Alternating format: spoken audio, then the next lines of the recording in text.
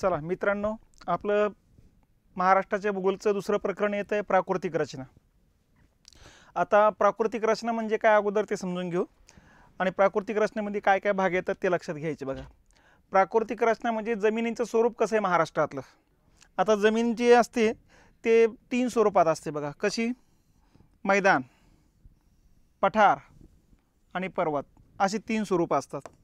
याला म्हणायचं मैदान, याला म्हणायचं पठार आणि याला म्हणायचं पर्वत. पर्वत म्हणजे समुद्र पातळीपासून 1000 मीटरपेक्षा अधिक उंचीचा भाग असतो हा. आणि पठार म्हटलं की 300 ते 1000 मीटर उंचावरचा भाग असतो. आणि मैदान म्हटलं की 300 मीटरपेक्षा कमी उंचीचा भाग असतो हा. तर अशा पद्धतीने हे 3 भाग पाडले जातात. बघा, ठीक आहे. मग आता या ठिकाणी आपण जर बघितलं तर मैदानी प्रदेश म्हणजे आपला कोकण किनारपट्टी जो आहे तो मैदानी प्रदेश आहे. पठार म्हटलं की महाराष्ट्राचे पठार येतो बघा आपलं. आणि पर्वत म्हटलं की सह्याद्री. ठीक आहे. मग आता या आधारे काय समजून घ्यायचं, मैदानी प्रदेशात नेहमी लक्षात ठेवायचं तापमान जास्त असतं. पठारी भागात त्या तुलनेत तापमान कमी असतं आणि पर्वतीय भागात तापमान सर्वात कमी असतं. नंबर 1. नंबर 2, जिथं पर्वतीय पट्टा आहे तिथं पाऊस जास्त असतो. त्याच्या खालोखाल पाऊस असतो पठारावर, सर्वात कमी पाऊस असतो मैदानी प्रदेशात. नंबर 3, मैदानी प्रदेशामध्ये या ठिकाणी पाऊस जरी कमी असला तर या भागातून वाहत येणाऱ्या नद्या या पट्ट्यामध्ये असतात, वाहत येतात. त्यामुळे या पट्ट्यात भूजल पातळीवरती या पट्ट्यामध्ये वाहत येणाऱ्या नद्यांनी आणलेला गाळापासून बनलेला सुपीक भाग असतो इथं. ठीक आहे. इथं कमी सुपीक भाग आहे आणि इथं सर्वात कमी सुपीक भाग आहे. म्हणून लोकवस्ती दाट या पट्ट्यात असते, कारण या पट्ट्यामध्ये शेती करण्यासारखी स्थिती असते. म्हणून सर्वात जास्त कृषी उत्पादन इथे आहे. म्हणून कृषी उत्पादन, कृषी उत्पादनावर आधारित उद्योगधंदे या पट्ट्यामध्ये. या पट्ट्यामध्ये खनिज संपदा मोठ्या प्रमाणात सापडत असते. म्हणून या पट्ट्यामध्ये खनिजावर आधारित उद्योगधंदे असतात बघा. आणि या पट्ट्यात वनाचं प्रमाण जास्त असतं. तर अशा पद्धतीनं या ठिकाणी ही प्राकृतिक रचना आणि त्याचं वातावरणावरती, तापमानावरती, हवामानावरती, पावसावरती, जमिनीवरती, पिकावरती, उद्योगावर या ठिकाणी वेगवेगळ्या पद्धतीनं परिणाम होत असतो. म्हणून हे 3 भाग एकदा लक्षात आले की त्या आधारे मग बाकीच्या गोष्टी समजणं सोपं जातात. मग आता महाराष्ट्राचे प्राकृतिक रचनेनुसार महाराष्ट्राचे 3 भाग आहेत: कोकण किनारपट्टी, सह्याद्री आणि महाराष्ट्राचे पठार. मग आपण एक एक भाग बघत चालू. पण इथं एवढं लक्षात ठेवा, कोकण म्हणजेच मैदानी प्रदेश आहे. ठीक आहे. सह्याद्री हा पर्वताचा प्रदेश आहे आणि महाराष्ट्राचा पठार हा पठारीच प्रदेश आहे. ठीक आहे. हां, मग आता हे बघा, हे महाराष्ट्राचे आपले 3 भाग आहे. इकडं हा कोकण किनारपट्टीचा प्रदेश आहे सह्याद्रीच्या पश्चिमेकडं, आणि त्याच्या पलीकडे अरबी समुद्र येतो असतो. इथं सह्याद्री आणि याच्या पूर्वेकडचा पट्टा म्हणजे पठारी प्रदेश.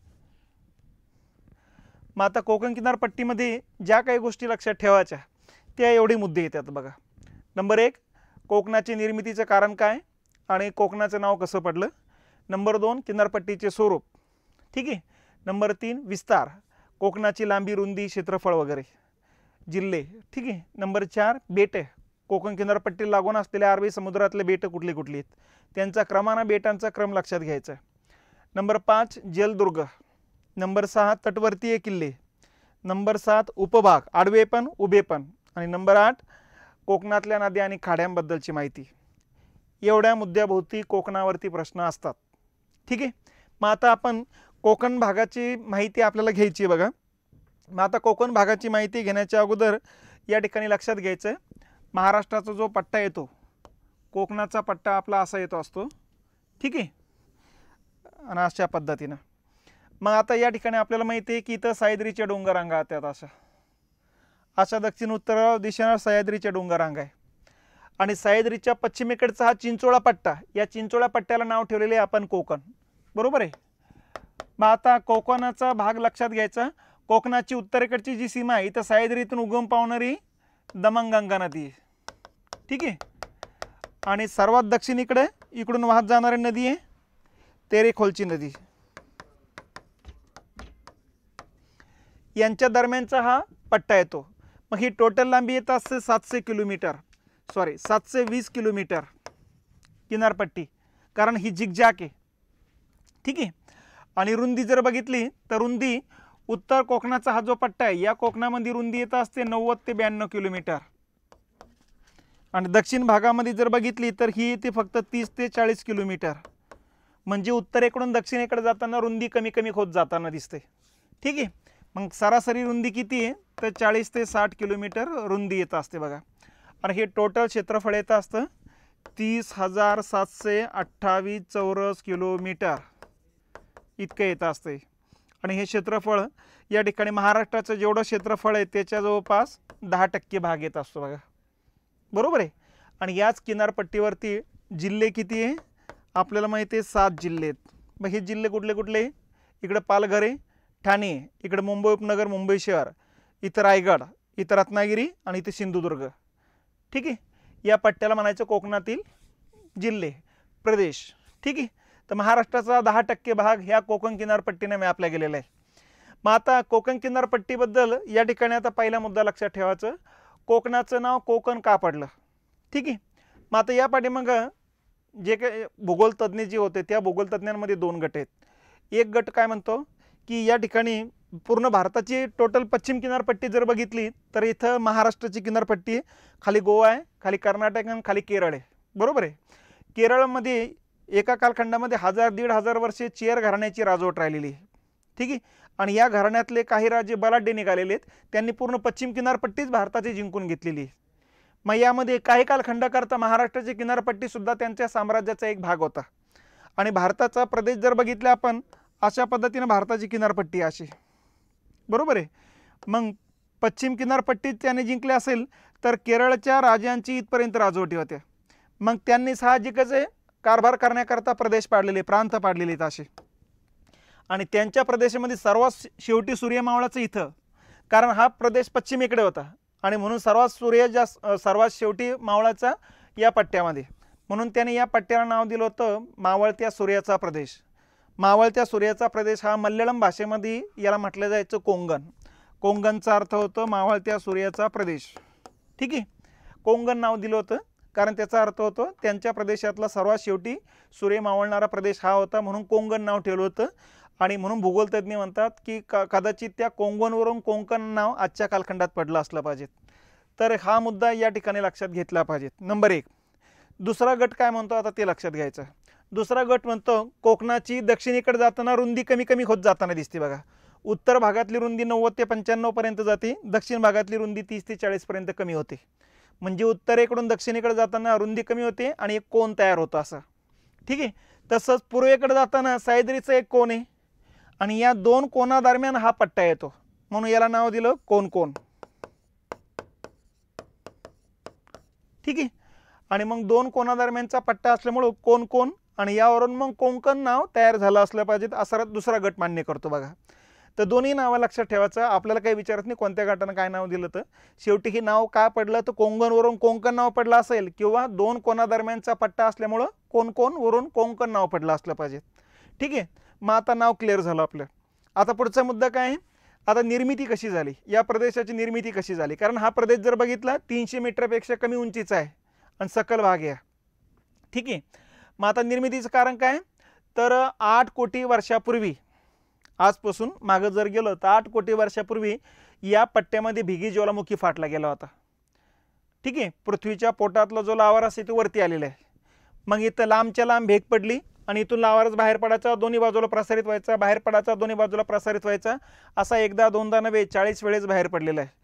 लगातार 24 घंटे बाहेर पडायला लागला की 5-50 वर्षे लगातार बाहेर पडतो, त्याला म्हणायचं एकदा बाहेर पडला। पुढचे 5-50 वर्षे गॅप पडायचा बघा, नंतर लगातार बाहेर पडायला लागला की 24 घंटे बाहेर पडायचा, पुढचे 5-50 वर्षे, तर त्याला दोनदा अशी 40 वेळेस बाहेर पडलेला आहे। मग याचा परिणाम काय झाला, लावारस असा यायचा असा पसरायचा, असा यायचा असा पसरायचा। मग त्यातून जिथं तो बाहेर पडला त्या ठिकाणी लावारसाचं संचयन जास्त झालं आहे आणि त्या ठिकाणी सह्याद्रीच्या डोंगररांगा निर्माण झालेल्या आहे। ठीक आहे, आणि हा लावारस दोन्ही बाजूला प्रसारित झालेला आहे, त्यामुळे दोन्ही बाजूला लावारसाच्या संचयनातून या ठिकाणी हळूहळू उंचवट्याचा भाग निर्माण झाला, म्हणजे इथं पठारी भाग तयार झाला। आणि सुरुवातीला मग हा जो पट्टा होता इथंही पठार तयार झालेले, म्हणजे अशा पद्धतीची स्थिती येते बघा। म्हणजे इथं समुद्र आहे असा, आलं लक्षात, आणि इथं कोकणाचा जो भाग होता तो डायरेक्ट असा होता। ठीक आहे, आणि इथं सह्याद्री डोंगररांग आहे आणि इकडं पठारी भाग। म्हणजे थोडक्यात काय तर लावारसाच्या संचयनापासून इकडं आणि इकडं पठारी भाग तयार झालं, जिची उंची 900 मीटर होती, इकडची पठाराची उंची 900 मीटर होती बघा। आणि इथे याची उंची जी आहे सह्याद्रीची ती ते 1200 ते 1300 मीटर. ठीक आहे. तर ही सुरुवातीची स्थिती आहे 8 कोटी वर्षापासून ते 3 कोटी वर्षापूर्वीपर्यंत. म्हणजे मधल्या 5 कोटी वर्षाच्या दरम्यानच्या या घटनेमध्ये दोन्ही बाजूला पठारी तयार झालं आणि मधल्या भागामध्ये सह्याद्रीच्या डोंगररांगा निर्माण झाल्यात. ठीक आहे. पण 3 कोटी वर्षापूर्वी झालं काय, सह्याद्रीच्या पश्चिमेकडचा हा जो पठारी प्रदेश आहे तो खाली खचायला सुरुवात झालेली बघा. आणि अशा पद्धतीने खाली खचत चाललेला आहे तो. खचत आज जर त्याची उंची बघितली तर आज आखरी 275 मीटर आहे, म्हणजे 300 मीटर पकडा. लक्षात, म्हणजे 600 मीटर हा पट्टा खाली आलेला आहे बघा. तर अशा पद्धतीनं हा प्रदेश खाली येत या ठिकाणी समुद्र पातळी लगत आलेला आहे आता. तर यातून मग हा प्रदेश खाली खचण्याच्या प्रक्रियेतून तयार झालेला आहे.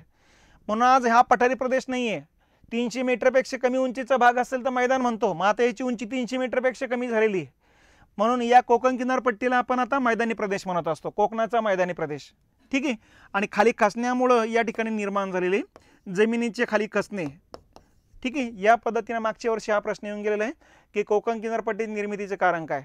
मग खाली एक पर्याय होता जमिनीचे खाली खचणे, ते त्याचं उत्तर होतं. तर जमीन खाली खचल्या गेल्यामुळं या ठिकाणी कोकणाची निर्मिती आहे. यालाच पर्यायी शब्द वापरला जातो भूप्रस्तरभंग. ठीक आहे. तर या पद्धतीनं कोकणाची निर्मिती आहे. ठीक आहे. मग आता या ठिकाणी बघा कोकण नाव कसं पडलं ते लक्षात घेतलं आपण, निर्मिती कशी झाली ते लक्षात घेतलं, लांबी रुंदी बघितलेली आहे, टोटल क्षेत्रफळ बघितलेलं आहे, जिल्हे बघितलेले आहे, इथपर्यंत बघितलं. आता पुढचा मुद्दा काय, कोकणाचा किनारा कुठल्या स्वरूपातला आहे.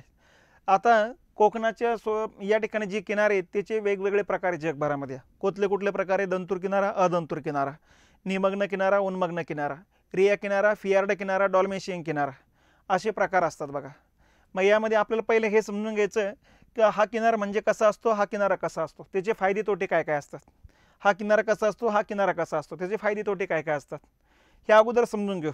आणि त्याच्यानंतर मग आपली किनारपट्टी कुठल्या प्रकारातली ते लक्षात घ्यायचं बघा. ठीक आहे. दंतूर किनारपट्टी म्हणजे अशी झिगझॅग किनारपट्टी असणे आणि अदंतूर किनारपट्टी म्हणजे अशा प्रकारचं असणे बघा. ठीक आहे. मग झिगझॅग किनारपट्टी कशामुळे असते, तर किनारपट्टीवर इथं मऊ खडक होता, इथं कटिंग खडक होता, इथं मऊ खडक होता, इथं कटिंग खडक होता.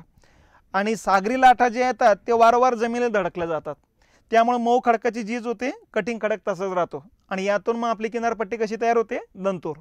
मग महाराष्ट्राची किनारपट्टी कशी असं विचारलं तर दंतूर किनारपट्टी. अदंतूर किनारपट्टी नाही. अदंतूर किनारपट्टी म्हणजे असे सरळ असणे. ठीक आहे. आता निमग्न किनारपट्टी आहे की उन्मग्न किनारपट्टी आहे. मग आता समजून घ्यायचं, पलीकडे समुद्र आहे, इथं हे किनारपट्टीचा भाग आहे असा, बरोबर आहे. आणि पलीकडचा जो समुद्राचा भाग जो आहे तो समुद्रालगतची जी किनारपट्टी ती अशी वरती येत चालली असेल तर त्याला म्हणायचं उन्मग्न किनारपट्टी. आणि किनारपट्टीलगतचा जमिनीचा भाग खाली खचत चालला असेल तर त्याला म्हणायचं निमग्न किनारपट्टी. समुद्रालगतचा जमिनीचा भाग खाली खचत जाणे म्हणजे निमग्न किनारा आणि जमिनीचा भाग वरती येत जाणे उन्मग्न किनारा. मग आपल्या किनारची किनारपट्टी जी आहे दोन्ही प्रकारातली पण येत असते बघा, निमग्न पण उन्मग्न पण. मग आता निमग्न किनारपट्टी कुणीकडे आहे, मुंबईच्या जवळचा जो भाग आहे इथं निमग्न किनारपट्टी आहे. आणि या ठिकाणी रत्नागिरीजवळ जी काही किनारपट्टी आहे तिला म्हणायचं उन्मग्न किनारपट्टी. तर अशा पद्धतीनं किनारपट्टीचे किंवा किनाऱ्याचे दोन प्रकार पाडले जातात बघा, निमग्न आणि उन्मग्न. ठीक आहे. तर आपल्याकडे दोन्ही प्रकारचे पण किनारे. ठीक आहे. फक्त आता तुम्हाला विचारलं रत्नागिरीजवळ सिंधुदुर्गजवळ कुठली किनारपट्टी आहेत, मग उन्मग्न म्हणायची. मुंबई किंवा वसईजवळ कुठली किनारपट्टी आहेत, मग म्हणायची निमग्न किनारपट्टी. ठीक आहे. तर दोन्ही प्रकारातली. त्याच्यानंतर या 3 प्रकारापैकी कुठली किनारपट्टी आहे, तर आपल्याकडे रिया किनारपट्टी. ठीक आहे. मग आता रिया किनारपट्टी म्हणजे काय, हे बघा आपल्याकडे इथं समुद्र आहे असा आणि इकडं अशी जमीन आहे.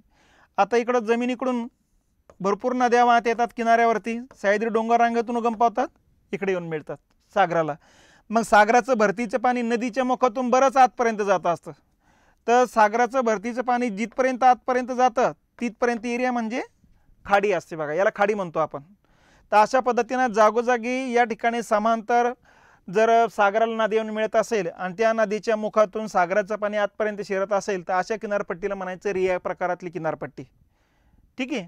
आणि जिथं हिमनद्या भरपूर येत असेल आणि हिमनदीच्या मुखातून पाणीमध्ये जात असेल सागराचं, फियार्ड किनारपट्टी. आपल्याकडे हिमनद्या येत नाही त्यामुळे आपल्याकडे फियार्ड किनारपट्टी असू शकत नाही.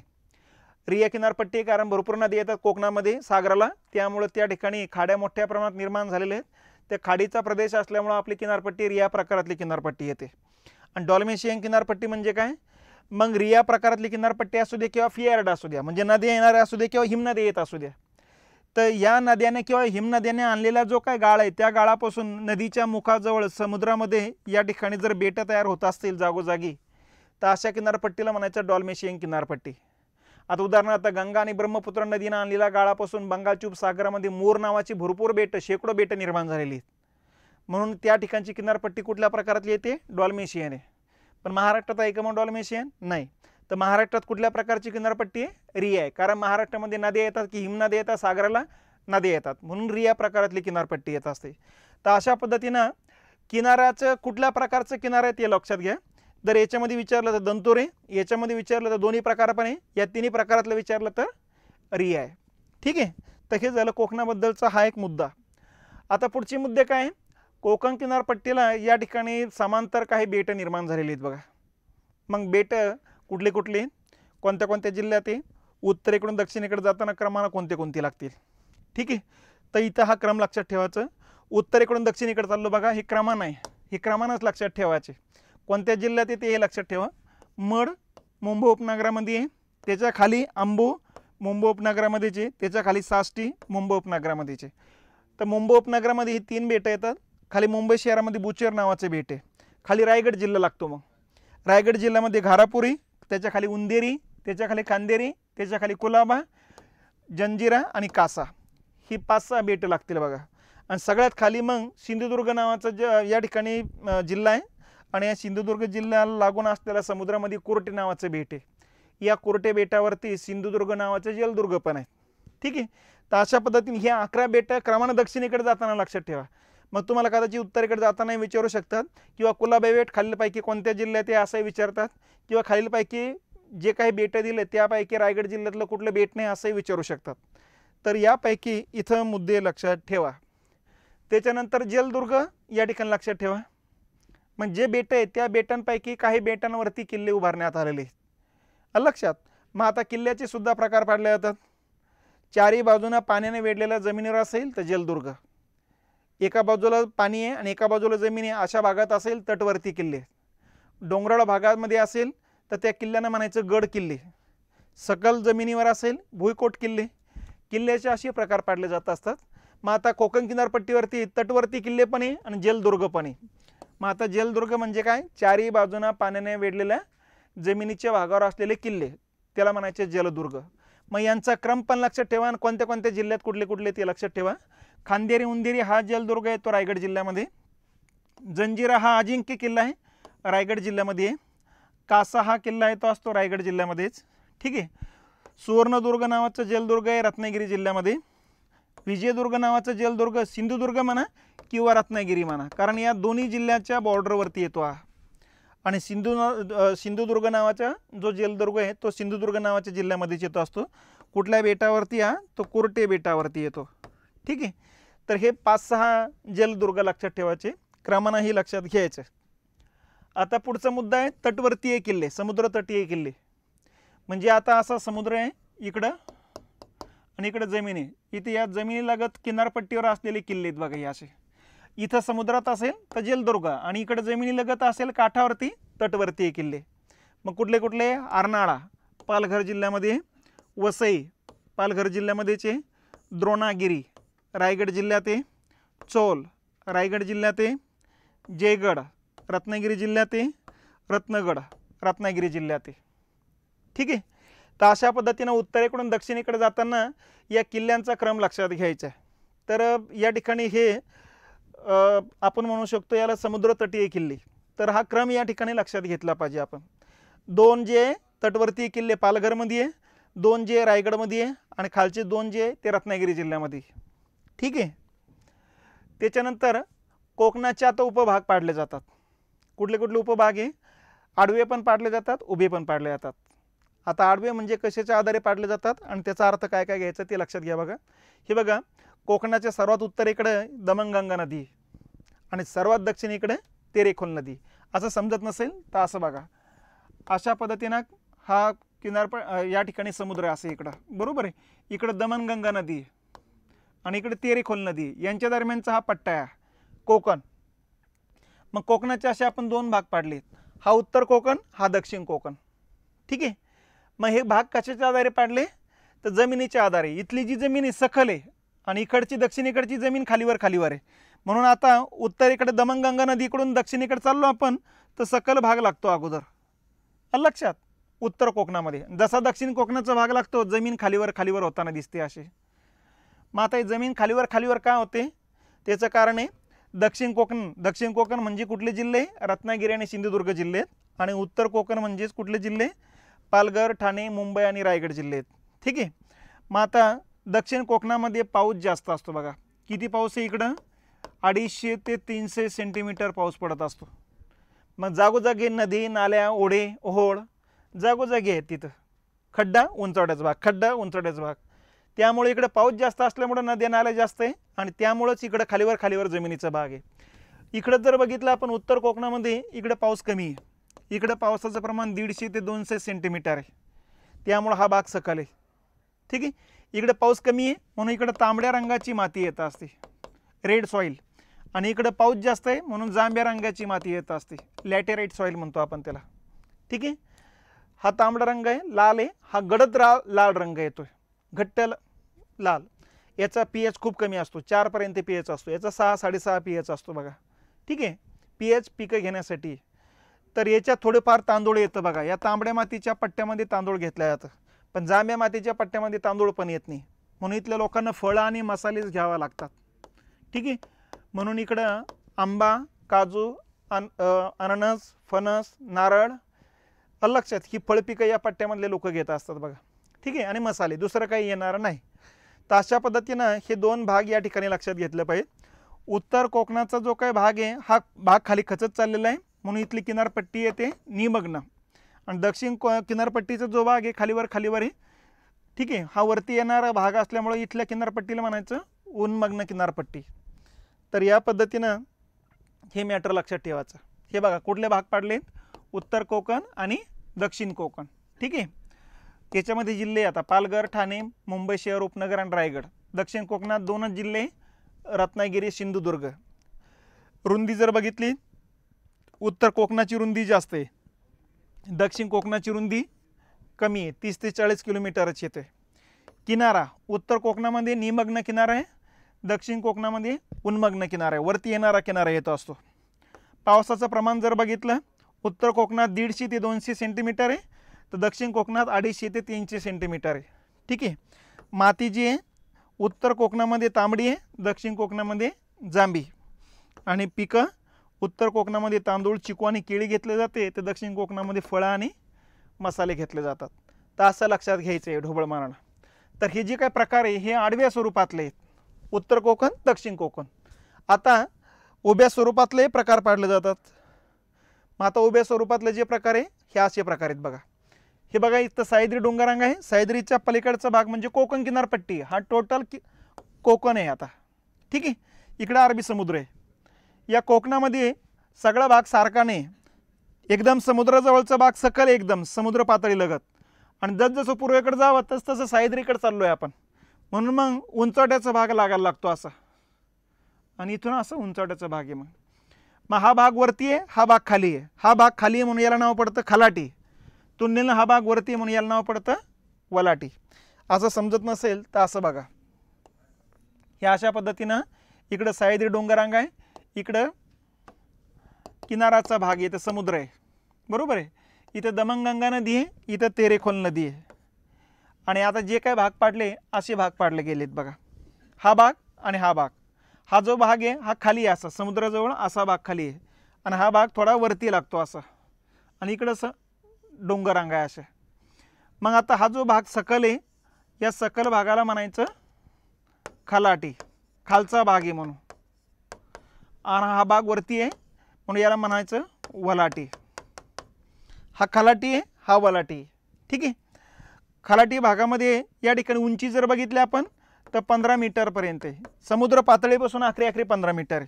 पण वलाटी भागाची उंची 275 मीटर येत असते बघा. ठीक आहे. इकडूनच या ठिकाणी ढग येतात बघा. ढगं इथं अडवण्यासाठी काही नाही, म्हणून इथं पाऊस कमी आहे. किती पडतो इथं? 150 ते 200 सेंटीमीटर पाऊस पडतो. पण जसजसं पूर्वेकडे जावं, सह्याद्री डोंगररांगाकडे चाललो आपण, आता वरती उंचाकडे जावं लागतं ढगांना. जशी उंची वाढते तसं हवा बाष्प संपृक्त बनते, त्यामुळे इकडे पावसाचं प्रमाण जास्त आहे. इथं पाऊस पडतो 300 ते 400 सेंटीमीटर. मग परत मुद्दा तोच, पाऊस जास्त असल्यामुळे इथं जांभी माती असते. इकडे पावसाचं प्रमाण कमी आहे आणि इकडून वाहत येणारी माती इथं असते बघा, म्हणून इथं गाळाची माती असते बघा. ठीक आहे. मग गाळाची माती या पट्ट्यात, म्हणून या पट्ट्यामध्ये तांदूळ घेतलं जातं. या पट्ट्यात जांभी माती आहे, म्हणून इथं फळं आणि मसाले घेतले जातात. तर अशा पद्धतीनं या ठिकाणी कोकणाचे उभेपण आणि आडवेपण भाग पाडले जातात. तर याला खलाटी आणि या भागाला म्हणायचं वलाटी. मग याच्याबद्दलचं मॅटर असं येईल बघा. खलाटी समुद्राजवळचा भाग आहे, वलाटी सह्याद्रीच्या जवळचा भाग आहे. मग प्रदेश कुठे आहे? किनारपट्टीलगत. वलाटी कुठं आला? सह्याद्रीच्या पश्चिम भागालगत. ठीक आहे. उंची खलाटीची 15 मीटरपर्यंत आहे, वलाटीची उंची 275 मीटरपर्यंत आहे. पाऊस या ठिकाणी खलाटी भागात 150 ते 200 सेंटीमीटर पाऊस पडतो, तर वलाटी भागामध्ये 300 ते 500 सेंटीमीटर पाऊस पडतो. मृदा खलाटी भागामध्ये गाळाची आहे, तर इकडं तांबडी किंवा जांभी माती आहे बघा. पिकं इकडं तांदूळ आहे, तिकडं फळं आणि मसाले घेतले जात असतात. तर अशा पद्धतीनं हे उपभाग जे आहे आडवे पण उभे पण लक्षात घ्यायचे. ठीक आहे. त्याच्यानंतर आता शेवटचा मुद्दा येतो की या ठिकाणी नद्या आणि खाड्या, कोकणातल्या ज्या नद्या आहेत, हे बघा, हा काळा पट्टा जो दाखवला हा सह्याद्री डोंगररांग आहे आणि इकडचा हा अरबी समुद्राचा पट्टा आहे, हा असा चिंचोळा पट्टा आहे. ठीक आहे. या ठिकाणी आपण नाही, मोठं होत नाही ते. थोडक्यात असं लक्षात घ्यायचं आहे. आता थोडक्यात नद्याबद्दल लक्षात ठेवा. कोकणातल्या जेवढ्या नद्या आहेत त्या सगळ्या सह्याद्री डोंगररांगात उगम पावतात. नंबर 1. कोकणातल्या सगळ्या नद्या पश्चिम दिशेनं वाहत जातात. नंबर 2. कोकणातल्या सगळ्या नद्या अरबी सागराला जाऊन मिळतात. नंबर 3. कोकणातल्या नद्या अतिशय उंच भागाकडून कमी उंचीच्या भागाकडे वाहत असल्यामुळं वेगानं वाहतात, संत गतीनं एकही वाहत नाही. नंबर 4. नंबर 5. या नद्या फक्त पावसाळ्यातच तुडुंब भरून वाहतात, नंतर मग वाहत नाही, बंद पडतात किंवा कोरड्या ठाक पडतात, म्हणजे हंगामी वाहणाऱ्या नद्या आहेत. नंबर 5. नंबर 6. उत्तर कोकणाची रुंदी जास्त आहे, म्हणून उत्तर कोकणातल्या नद्यांची लांबी जास्त आहे. दक्षिण कोकणातल्या नदी रुंदी कमी आहे, म्हणून नद्यांची लांबी पण कमी आहे. म्हणून सर्वाधिक लांबीच्या नद्या कुठल्या आहे? एक वैतरणा आणि 2 नंबरची उल्हास इथं असते. त्या दोन्ही पण उत्तर कोकणामध्ये आहे. ठीक आहे. त्याच्यानंतर काय लक्षात ठेवायचं की या नद्यांमध्ये पाताळगंगा जी नदी आहे ही सर्वात प्रदूषित नदी आहे. ठीक आहे. त्याच्यानंतर या नद्याच्या मुखाजवळ खाडीचा प्रदेश तयार होतो. एकतर खाडीचा प्रदेश तयार होईल किंवा त्रिभुज प्रदेश तयार होईल. नद्याने गाळ भरपूर आणला असेल तर त्रिभुज प्रदेश तयार होईल, नद्याने गाळ कमी आणला असेल तर खाडीचा प्रदेश तयार होईल. मग त्रिभुज प्रदेश म्हणजे काय? नदी मुखाजवळ जाताना वेगवेगळे प्रवाह तयार करते, प्रत्येक प्रवाहादरम्यान त्रिकोणाकृती आकाराचा गाळाचा सकल भाग तयार होतो. यालाच म्हणायचं त्रिकोणाकृती प्रदेश असल्यामुळे त्रिभुज प्रदेश. आणि जिथं नद्याने गाळ कमी आणलेला आहे त्यामुळे तो गाळ जेवढा थोडाफार आणला तो सागर तळावर जातो आणि अशा पद्धतीनं त्या ठिकाणी मग मूग जे कोरडं ठाक राहतं त्याला खाडी म्हटलं जातं असतं. म्हणजे थोडक्यात खाडी म्हणजे काय समजून घ्यायचं, इकडं सह्याद्री डोंगररांग आहे आणि इकडून एखादी नदी अशी वाहत आली अशी. ठीक आहे. आणि इकडं समुद्र आहे, समुद्राचं भरतीचं पाणी नदीच्या मुखातून आतपर्यंत जात असेल, इथपर्यंत जात असेल तर एवढा जो प्रदेश आहे एवढ्या प्रदेशाला म्हणायचं खाडी. ठीक आहे. मग इकडचं पाणी गोडे असतं, सागरातलं पाणी खारे असतं आणि खाडीतलं पाणी निम खारं असतं. हे नेहमी लक्षात ठेवायचं बघा. तर सागराचं भरतीचं पाणी नदीच्या मुखातून जिथपर्यंत आत जातं तेवढ्या प्रदेशाला म्हणायचं खाडीचा प्रदेश, खाडी म्हटलं जातं असतं बघा. तर अशा पद्धतीनं कोकण किनारपट्टीवर खाड्या जास्त दिसतील तुम्हाला. ठीक आहे. मग त्या खाडीजवळ एखादं गाव असेल तर त्या गावाचं नाव खाडीला देतात, जसं वसईची खाडी, ठाण्याची खाडी. आणि त्या खाडीजवळ गावच नसेल तर मग नदीचंच नाव खाडीला देतात. मग देवगडची खाडी आहे, कर्लीची खाडी आहे, तेरेखोलची खाडी आहे. ठीक आहे. आणि त्याचबरोबर मग आता लक्षात ठेवायचं उत्तरेकडून दक्षिणेकडे जाताना जिल्ह्यानुसार नद्यांचा क्रम. मग उत्तरेकडून दक्षिणेकडे जाताना कुठल्या नद्या लागतात आणि कोणत्या जिल्ह्यात. मग असं समजून घ्यायचं ही कोकण किनारपट्टीचा भाग आहे. सर्वात उत्तरेकडून कुठली नदी वाहते? दमणगंगा. ठीक आहे. नंतर अशी करत जात असते वैतरणा, वैतरणीला या बाजून येऊन मिळत असते सूर्या, या बाजून जाऊन मिळते तानसा. या एवढ्या ज्या नद्या आहेत या पालघर जिल्ह्यातून वाहणाऱ्या नद्या आहेत, म्हणजे या पालघर जिल्ह्यातल्या नद्या. ठीक आहे. खाली असं करत करत जाणारी नदी आहे उल्हास. उल्हासला या बाजून येऊन मिळते मुरबाडी, उजव्या बाजून दुसरी येऊन मिळते काळू, आणि तिसरी नदी येऊन मिळत असते भातसई. या एवढ्या नद्या येतात ठाणे जिल्ह्यातल्या. ठीक आहे. नंतर खाली लागतो पालघर जिल्हा, आपला सॉरी रायगड जिल्हा. रायगड जिल्ह्यातली पहिली नदी आहे पाताळगंगा. त्याच्या बाजूनच वाहत असते अंबा, त्याच्या बाजूने वाहत असते कुंडलिका. ठीक आहे. त्याच्या बाजूनच वाहत असते काल, आणि बॉर्डरवरून वाहते नंतर मग सावित्री, जी 2 जिल्ह्याची बॉर्डर तयार करते. मग रायगड पण रत्नागिरी पण या नद्या येतात रायगड जिल्ह्यातल्या. उत्तरेकडून दक्षिणेकडे जाताना प्रत्येक जिल्ह्यातल्या कोणत्या कोणत्या नद्या आहेत असा क्रम लक्षात ठेवायचा. क्रम लक्षात ठेवा, कुठल्या किंवा नद्या लक्षात ठेवायच्या बघा. आणि या नदीच्या मुखाजवळ खाड्या आहेत. मग इथं दमणगंगा नदी आहे, इथं डहाणूची खाडी आहे. ठीक आहे. या तिन्ही नद्याची एकत्र येऊन वैतरणा नदी आहे, इथं दातीवाराची खाडी आहे. त्याच्यानंतर इथं उल्हास नदीचे 2 प्रवाह आहे. या प्रवाहावरती वसईची खाडी आहे, या प्रवाहावरती ठाण्याची खाडी आहे. मग आता ठाण्याची जी खाडी आहे या खाडीचा रामसर यादीत समावेश झालेला आहे बघा मागच्या वर्षी 2022ला. हे एक लक्षात घ्यायसारखा मुद्दा आहे. त्याच्यानंतर इथं पाताळगंगा नदीच्या मुखाजवळ पनवेलची खाडी आहे. ठीक आहे. अंबा नदीच्या मुखाजवळ धरमतरची खाडी आहे. कुंडलिका नदीजवळ रोह्याची खाडी आहे. काल नदीच्या मुखाजवळ राजापुरीची खाडी आहे. आणि सावित्री नदीच्या मुखाजवळ बानकोटची खाडी आहे. मग जिल्ह्यानुसार या खाड्या पण लक्षात घ्यायच्या. ठीक आहे. हा क्रम एकदा लक्षात आला, मग खाली रत्नागिरी आणि सिंधुदुर्ग जिल्हे राहतात बघा. मग आता रत्नागिरी जिल्ह्याचा जर विचार केला तर इथं रत्नागिरी जिल्ह्यातली पहिली नदी आहे भारजा. ठीक आहे. दुसरी नदी लागते जोग, तिसरी नदी आहे जगबुडी, चौथी नदी आहे वशिष्ठी, त्याच्यानंतर येते शास्त्री, त्याच्यानंतर येत असते बाव, त्याच्यानंतर येत असते काजळी, नंतर येत असते मुंचकुंडी, आणि नंतर येत असते काजवी. आता रत्नागिरी जिल्हा मोठा आहे त्यामुळे नद्यांची संख्या जास्त आहे. या सगळ्या नद्या येत असतात रत्नागिरी जिल्ह्यातल्या. आणि या नदीच्या मुखाजवळ जर बघितलं तर भारजा नदीच्या मुखाजवळ केळशीची खाडी आहे. ठीक आहे. वशिष्ठी नदीच्या मुखाजवळ दाभोळची खाडी आहे. शास्त्री नदीकाठीजवळ जयगडची खाडी आहे. काजळी नदीकाठीजवळ भाट्टेची खाडी आहे. मुंचकुंडी नदीच्या मुखाजवळ पूर्णगडची खाडी आहे. आणि काजवी नदीजवळ जैतापूरची खाडी आहे. मग इकडे खाली जर बघितलं सिंधुदुर्ग जिल्हा आहे. सिंधुदुर्ग जिल्ह्यातली पहिली नदी आहे शुक, नंतर येते देवगड, नंतर येते आचरा, नंतर येते गड. ठीक आहे. नंतर येते कर्ली, आणि नंतर येत असते तेरेखोल. तर या नद्या येतात सिंधुदुर्ग जिल्ह्यातल्या. ठीक आहे. आणि या नदीच्या मुखाजवळ जर बघितलं तर इथं विजयदुर्गची खाडी येते बघा.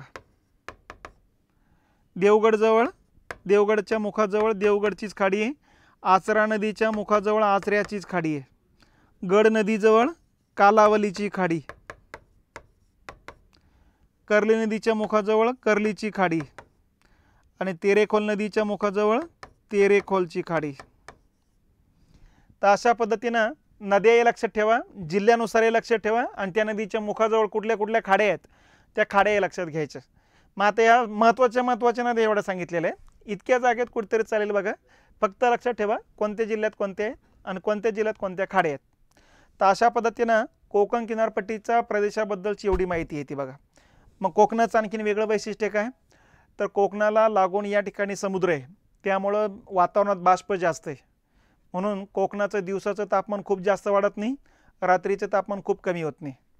म्हणून सम हवामान कोकण किनारपट्टीचं आहे. म्हणून कोकण किनारपट्टीवरती बघा लोकसंख्या जास्तीत जास्त केंद्रित झालेली आहे. ठाणे, मुंबई उपनगर आणि मुंबई शहर या पट्ट्यामध्ये जर बघितले तर 2 ते 3 कोटी लोकसंख्या राहते. आणि जगाचा विचार केला, जगात जेवढी लोकसंख्या आहे 50% लोकसंख्या किनारपट्टीवर राहते. म्हणून किनारपट्टीला या ठिकाणी महत्त्वाचं स्थान असतं. ठीक आहे. म्हणून किनारपट्टीवरती या ठिकाणी पर्यटन व्यवसाय मोठ्या प्रमाणात चालत असतात. बीचची संख्या भरपूर असते इथं. मासेमारी मोठ्या प्रमाणात चालते. किनारपट्टीवरती तांबड्या रंगाची माती असल्यामुळे साहजिकच तांदळाचं उत्पादन मोठ्या प्रमाणात घेतलं जात असतं. तर अशा पद्धतीनं या ठिकाणी हा किनारपट्टीचा भाग येतो असतो बघा. तर याला म्हणायचं कोकण किनारपट्टी. ठीक आहे. मग पुढच्या लेक्चरमध्ये आपण सह्याद्री आणि महाराष्ट्राचा पठारी भाग बघणार आहोत.